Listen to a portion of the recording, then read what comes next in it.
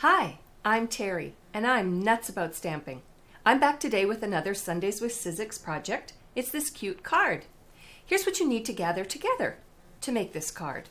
You're going to need your Big Shot, your platform, your 2 standard cutting plates, and I would like to introduce to you a new product that just came out in the brand new 2010-2011 Idea Book and Catalog. This is a new Textured Impressions embossing folder, and it's called Vintage Wallpaper. So we're going to use that. A brand new color too. Introducing Cherry Cobbler. Love this color. I used my bone folder. I used my black satin ribbon and my ribbon cutting scissors. For cardstock, Whisper White, Basic Black, and there's that Cherry Cobbler color. It's gorgeous. Introducing a brand new stamp set as well. It's called Friends Never Fade. It's part of Shelley's signature collection. I have my scallop border trim punch. I think that's what it's called. And my snail adhesive. All right, I'm going to clear off my workspace and I'm going to show you how to make the card front. Back in a moment. All right, I'm back, and the first thing you want to do is take your Cherry Cobbler cardstock and your bone folder and make a nice crease. And then what we're going to do is bring in the Big Shot and the Vintage Wallpaper embossing folder. And what you want to do is open up the card again, but you want to know where the crease is.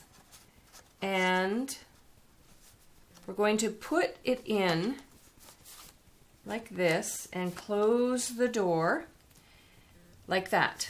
And then you're going to turn it. Normally we'd run it through this way, but you want to turn it sideways because you want the entire piece of cardstock to run through the Big Shot.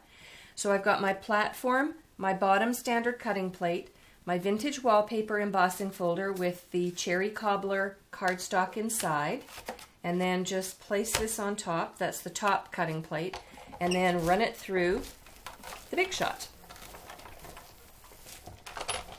There. And then move that out of the way.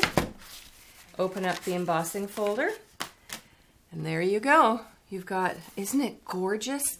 I mean, really, you're going to want this as one of the first things that you order from the catalog, I'm sure. And then you're just going to fold it in half and then continue on making your card. So let's bring this in. And here's what I did. I stamped with the Cherry Cobbler ink this image on the Whisper White cardstock, and then I punched it with this scallop trim border punch. Yes, that is what it's called.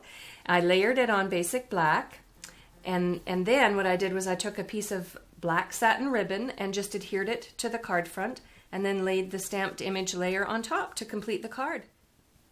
For a complete list of supplies and measurements used to make this card, and for a close-up of the card, please visit my blog, www.nutsaboutstamping.com.